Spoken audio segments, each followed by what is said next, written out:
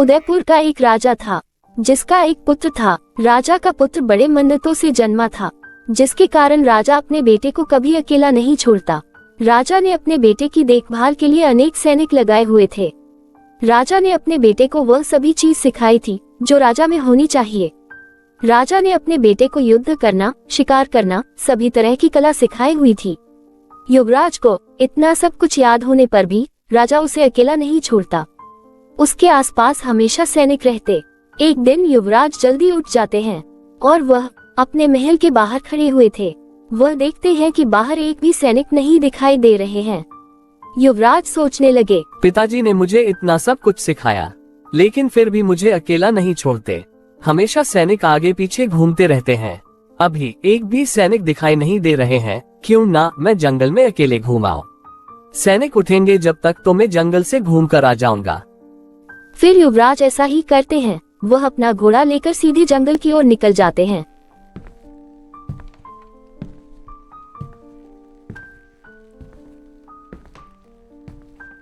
फिर थोड़ी देर बाद सैनिक युवराज को अपने कक्ष में देखने आते हैं, लेकिन उन्हें वहां युवराज नहीं दिखाई देते हैं। वह पूरा महल देखते हैं, लेकिन युवराज उन्हें कहीं दिखाई नहीं देते हैं। फिर सैनिक राजा के पास जाते हैं, राजा को सब कुछ बताते हैं। महाराज, युवराज अपने कक्ष में दिखाई नहीं दे रहे हैं। हमने सभी जगह उनको देख लिया। युवराज यही कहीं होंगे, तुमने ठीक से तो देखा होगा ना? हाँ महाराज, हमने सभी जगह अच्छे से देखा, लेकिन वो कहीं नहीं दिखाई दे रहे। सैनिक और राजा इतनी बातें करते ही है कि युवराज जंगल से घूमकर आ जाते हैं। राजा अपने बेटे से कहता है, युवराज आप कहाँ चले गए थे? आपने एक पल के लिए हमें डरा ही दिया था। पिताजी आप इतना घबरा क्यों रहे हो? मैं तो जंगल में घूमने गया था। सुबह में जल्दी उठ गया था तो सुबह टहलने के लिए जंगल चला गया था। और वैसे भी आपने मेरे आसपास इतने सैनिक लगा रखे हैं जिससे मैं तंग आ गया हूँ। आपने मुझे इतनी कला सिखाए, लेकिन फिर भी मैं अपने आसपास सैनिक को देखकर मुझे ऐसा लगता है जैसे मैं अभी भी एक छोटा बच्चा हूँ। ऐसी कोई बात नहीं है बेटे, तुम मेरे इकलौते पुत्र हो। हमने तुम्हें बहुत सालों के बाद पाया था, जिससे मुझे हमेशा डर लगा रहता है। मैं आगे से ध्यान रखूंगा पिताजी। मैं जहाँ भी जाऊंगा आपको बता कर जाऊंगा। फिर अगले दिन राजा अपने बेटे को देखता है कि क्या हुआ बेटे, तुम बीमार लग रहे हो? तबीयत तो ठीक है ना? हाँ पिताजी, मुझे भी आज कुछ अच्छा नहीं लग रहा है, जैसे कि मेरे हाथ पैर सुस्त हो गए हो। बेटा तुम चिंता मत करो, मैं अभी वैद्य को बुलाता हूँ। फिर राजा वैद्य को बुलाकर अपने बेटे का इलाज करवाता है। राजा कहते हैं, बेटा तुम अभी आराम करो। युवराज आराम करते हैं। उनकी माँ भी उनके पास ही रहती है। फिर अगले दिन राजा अपने बेटे को देखता है। उसकी तबीयत और खराब होती दिखाई देती है। राजा घबरा जाता है और सैनिक को वैद्य को बुलाने के लिए कहता है। वैद्य तुमने ये कैसा इलाज किया? युवराज की तबीयत तो और बिगड़ गई है। जब तक रानी साहिबा कहती है, ये सब युवराज के जंगल जाने से हुआ।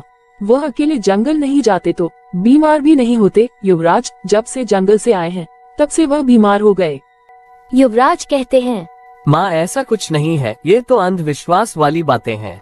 फिर वैद्य युवराज का इलाज करके चले जाते हैं। फिर ऐसे ही दिन बीतते जाते हैं। युवराज की तबीयत दिनों दिन बिगड़ती जाती है। उनके पूरे शरीर पर दाने उभर आए थे। राजा भी युवराज की ऐसी हालत देखकर चिंतित रहने लगे। राजा को एक दिन सपना आता है। सपने में देखते हैं कि चिड़िया कहती है, तो बेटे को ठीक करना चाहते हो तो तुम मेरे पास आओ, मैं उसे ठीक कर दूंगी। लेकिन राजा ये सपने को अनदेखा कर देता है।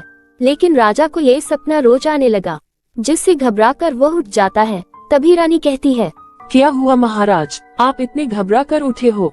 क्या बात है? रानी साहिबा, मुझे एक सपना रोज आता है जिसमें चिड़िया कहती है, तुम अपने बेटे को बचाना चाहते हो तो अपने बेटे को मेरे पास लेकर आओ, मैं उसे ठीक कर दूंगी। महाराज आपको ये सपना रोज आता है, शायद इसमें कुछ रहस्य है। आपको एक बार युवराज को वहाँ लेकर जाना चाहिए। फिर महाराज अपने बेटे युवराज को लेकर उसी जगह जाता है जो सपने में दिखाई देता है, और साथ में रानी साहिबा भी जाती है। युवराज चिड़िया को देखते हैं और कहते हैं, पिताजी मैं पहले इस चिड़िया से मिल चुका हूँ। जब मैं जंगल अकेले घूमने आया था, मैंने इस चिड़िया से बहुत बातें की, मुझे ये चिड़िया बहुत पसंद आए। एक पल के लिए ऐसा लगा कि इस चिड़िया को मैं अपने महल लेकर चलूं। लेकिन मैं किसी भी निर्दोष प्राणी से उसकी आजादी नहीं छीन सकता, इसलिए मैं उससे मिलकर आ गया। लेकिन मुझे ये समझ नहीं आ रहा कि ये आपके सपने में क्यों आए। अच्छा तो ये बात है, अब मुझे सब समझ आ गया कि आपकी तबीयत इस चिड़िया से हुई, वरना ये सपने में आकर बार बार यह नहीं कहती कि अपने बेटे को ठीक करना चाहते हो तो अपने बेटे को मेरे पास लेकर आओ। इतने में वह चिड़िया बोल उठती है, आ गए तुम, मेरी इतनी चेतावनी देने के बाद तुम अब आए हो। तुम कौन हो और तुम इंसानों के जैसे कैसे बात कर रही हो, और तुमने मेरे बेटे को बीमार क्यों किया? तुम युवराज को ठीक कर दो वरना तुम्हें बंदी बना लिया जाएगा और तुम्हें हमेशा अंधेरी कोठरी में रहना पड़ेगा। ऐसे ही राजा उस चिड़िया को बहुत कुछ कहता है। फिर चिड़िया कहती है, तुम्हारा बेटा सिर्फ एक ही चीज को करने से ठीक हो सकता है। और वो क्या है? तुम्हारे बेटे की शादी मुझसे करनी होगी, तब जाकर तुम्हारा बेटा इस बीमारी से मुक्त होगा और इसका कोई दूसरा उपाय नहीं है। ये क्या कह रही हो तुम? एक इंसान की शादी चिड़िया से कैसे हो सकती है? वह मुझे नहीं मालूम, लेकिन तुम अपने बेटे को बचाना चाहते हो तो तुम्हारे बेटे की शादी मुझसे करनी होगी, वरना तुम्हारा बेटा इस बीमारी से कभी भी मर सकता है, क्योंकि यह बीमारी उसकी चरम सीमा पर पहुंच गई है। तुम्हारे बेटे के पास कुछ दिन ही बाकी है, बस। राजा गंभीर सोच में पड़ जाते हैं और इधर रानी भी घबरा जाती है। मैंने कहा था बेटा तुम अकेले कहीं मत जाना, लेकिन तुमने मेरी नहीं सुनी। आप उस दिन अकेले यहाँ नहीं आते तो ये दिन नहीं देखना पड़ता। मैं तुम्हारी शादी चिड़िया से कैसे करूँ? प्रजा के लोग कितना हंसेंगे मुझ पर, और मैं इस बात से इनकार भी नहीं कर सकता क्योंकि इधर मेरे बेटे के प्राण दांव पर लगे हैं। अब तुम ही बताओ मैं क्या करूँ बेटे?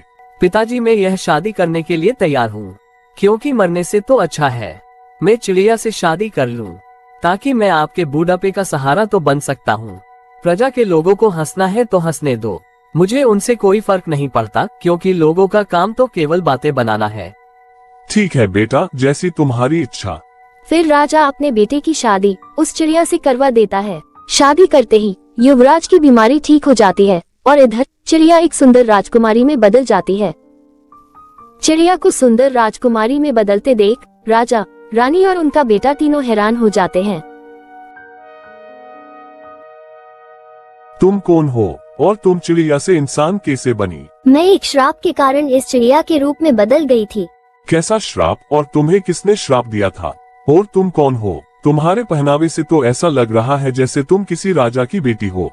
हाँ, मैं एक सुंदरगढ़ की राजकुमारी हूँ। मैं अपने पिताजी की इकलौती पुत्री हूँ, जिसके कारण मुझ में बहुत घमंड था। मेरे पिता ने मुझे वो सब कुछ सिखाया जो राजा अपने बेटे को सिखाता है, जिसके कारण मुझे अपनी सुंदरता का तो घमंड पहले से ही था, और मुझे युद्ध करना, शिकार करना, ये सब याद होने से मुझे और ज्यादा घमंड था। मैं कभी किसी की नहीं सुनती, जो मेरा मन करता वही करती। मैं केवल अपने पिताजी की ही बात मानती। मैं एक दिन इसी जगह घूमने आई थी, तभी मुझे एक सुंदर पक्षी का जोड़ा दिखाई दिया। मुझे वह सुंदर जोड़े में से चिड़िया बहुत पसंद आई, तो मैंने कहा, कितनी सुंदर चिड़िया है, मैं इसे अपने महल लेकर चलूंगी। तभी मैंने वह चिड़िया को अपने हाथ में उठा लिया और मैं वहां से जाने ही वाली थी कि वहां पर बैठा चिड़ा जोर जोर से आवाजें करने लगा। चिड़ा की आवाज सुनकर वहां एक साधु आ गया और कहने लगा, राजकुमारी आप इस चिड़िया को कहाँ ले जा रही हो? देखो उसका चिड़ा कितनी जोर जोर से चिल्ला रहा है। आप ऐसे किसी पक्षी के जोड़े को जुदा नहीं कर सकती, इसलिए आपके लिए अच्छा यही होगा कि आप इस चिड़िया को यही छोड़ दें।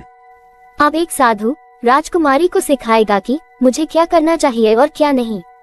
मुझे ये चिड़िया बहुत पसंद है और मुझे जो भी चीज पसंद आती है वह मैं लेकर ही रहती हूँ, चाहे मुझे अपना साहस ही क्यों ना दिखाना पड़े। इसलिए आप इसमें दखलंदाजी ना ही करे तो आपके लिए अच्छा होगा। ऐसे ही मैंने साधु की बातें ना मानकर वहां से जाने लगी, जिससे वह बैठा चिड़ा जोर जोर से रोने लगा। और इधर साधु बाबा के बार बार मना करने पर भी मैंने उनकी बात नहीं मानी। उनसे बदसलूकी से बात करी और उन्हें बार बार नीचा दिखाया, जिससे वे क्रोधित हो गए और कहने लगे, राजकुमारी आपको अपनी सुंदरता और साहस का बहुत घमंड है ना? मैं आपको श्राप देता हूँ, आप इसी समय एक स्वर्ण पक्षी के रूप में बदल जाओगी। फिर मैं साधु के श्राप से स्वर्ण पक्षी के रूप में बदल गई।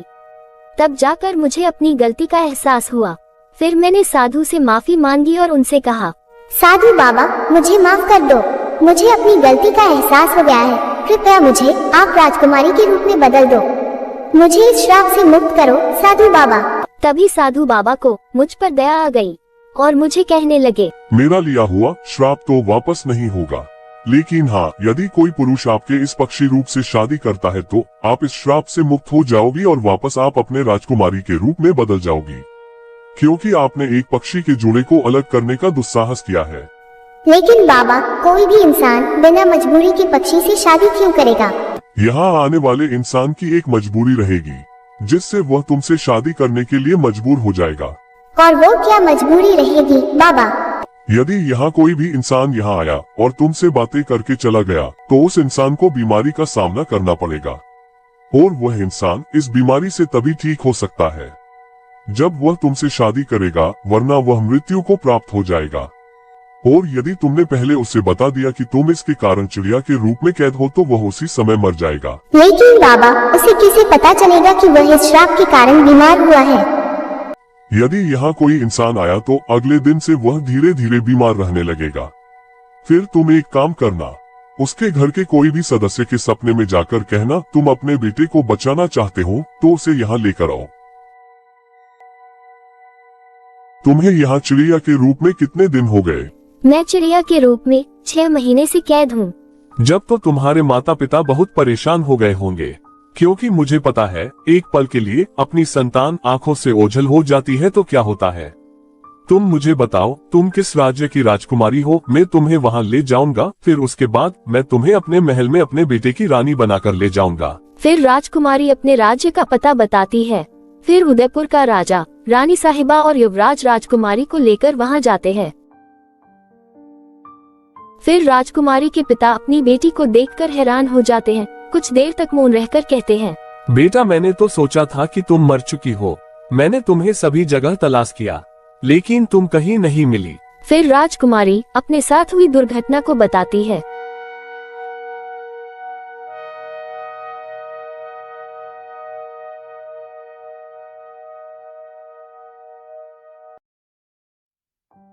पिताजी, माँ दिखाई नहीं दे रही है।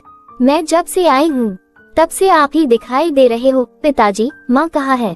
बेटी, आप जब से नहीं मिली तब से तुम्हारी माँ सदमे में चली गई। उन्हें कुछ भी याद नहीं है, वो सब भूल गई है, केवल जिंदा लाश बनकर जी रही है। पिताजी, आप मुझे माँ के पास लेकर चलो। फिर राजा अपनी बेटी को उसकी रानी के पास लेकर जाता है।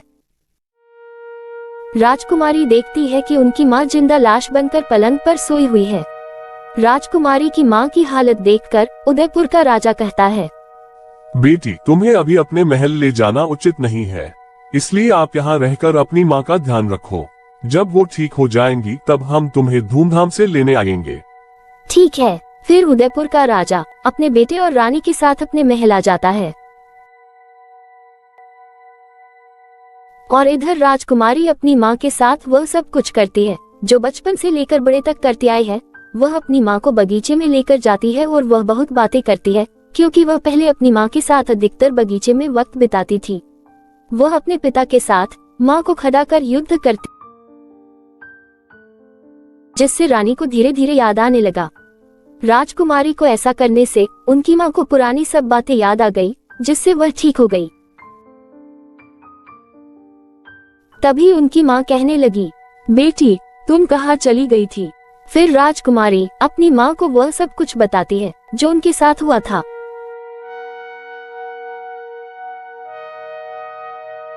फिर उनकी माँ कहती है, बेटी, मैं अपने दामाद से मिलना चाहती हूँ जिसने तुम्हें बचाया। उन्होंने अपने जीवन को नरक में धकेलकर तुमसे शादी की, वरना कौन एक इंसान पक्षी से शादी करता है। फिर राजकुमारी के पिता सैनिक के हाथों उदयपुर के राजा को एक खत पहुंचाता है, जिससे उदयपुर के राजा वह खत को पढ़कर अपने बेटे और रानी के साथ राजकुमारी के महल आता है। फिर उनका आदर सत्कार किया जाता है। राजकुमारी की माँ कहती है, युवराज, आपने मेरी बेटी से शादी करके मेरी बेटी को बचाकर बहुत बड़ा उपकार किया। मैं आपका जीवन भर एहसान नहीं भूलूंगी। फिर राजकुमारी का विवाह उनकी माँ के सामने धूमधाम से किया जाता है और विदा दी जाती है। फिर सभी खुशी खुशी रहते हैं।